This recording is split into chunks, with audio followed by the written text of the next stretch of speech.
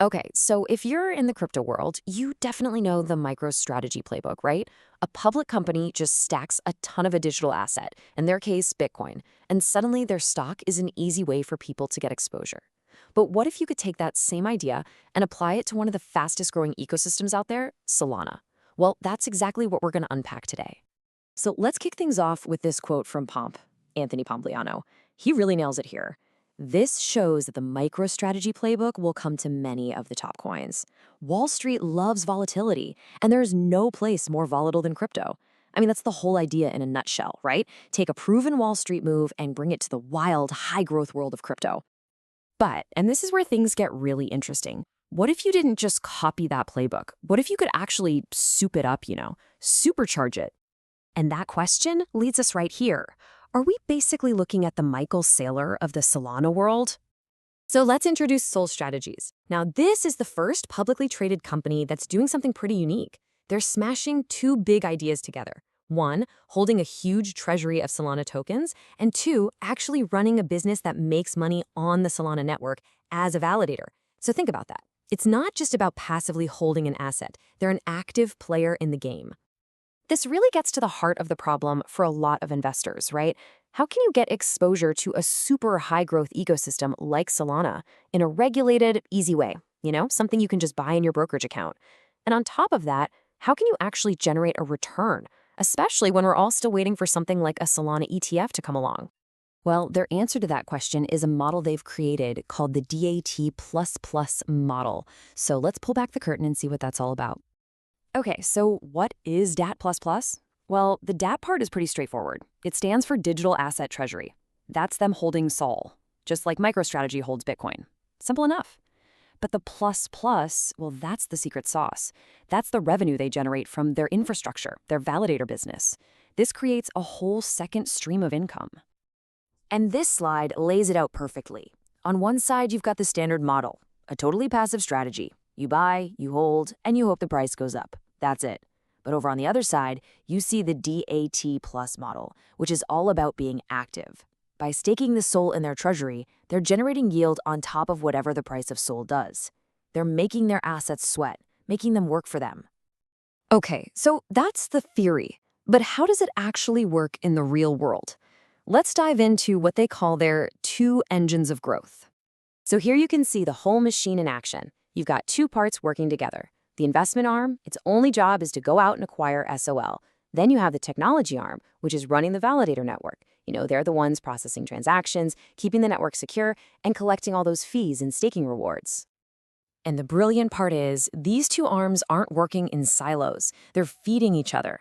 The rewards from staking, they're paid in SOL. And where does that SOL go?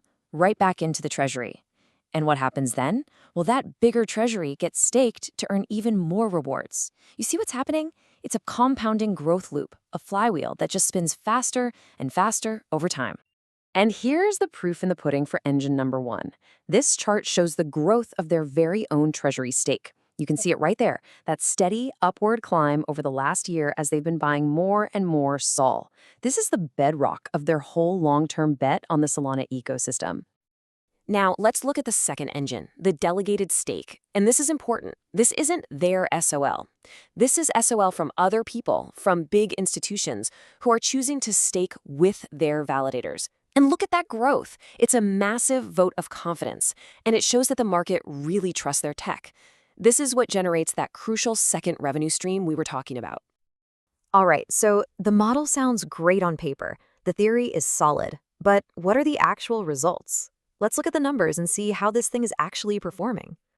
How's this for a number? $144 million. That's the value of their Solana treasury. And what's absolutely nuts is that just a little over a year ago, that number was a big fat zero. That just shows you how fast and how focused they've been on building up that core position. And remember, it's not just about hoarding tokens. Their tech side is seriously legit. They're in the top 1.7% of all Solana validators on the entire planet. Based on how much people have delegated to them, this is not some side project. We're talking about enterprise-grade, institutional quality infrastructure. All of this really comes down to building trust with the big players, with the institutions. And this list of milestones, it really tells the story. They got a NASDAQ listing, which is huge, under the ticker STKE. That opens the door to so many more investors. They've got a strategic partnership with ARK Invest.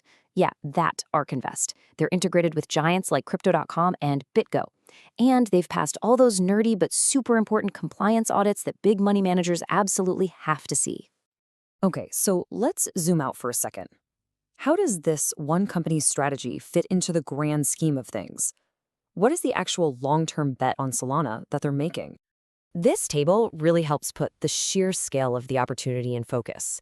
Look, the whole crypto market is projected to grow like crazy by 2030, from about 3 trillion to almost 12 trillion. That's big.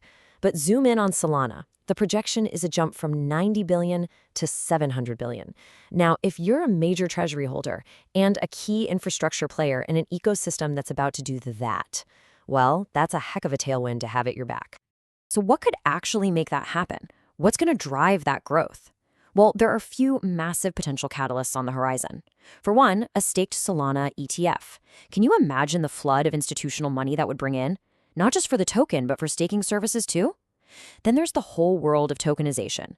Think about trading Apple stock 24/7 on Solana.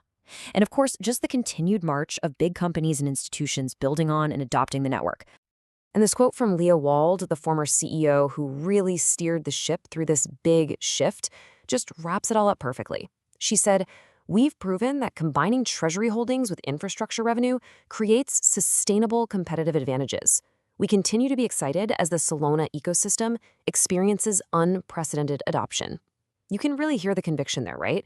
It's confidence in their model and in Solana itself.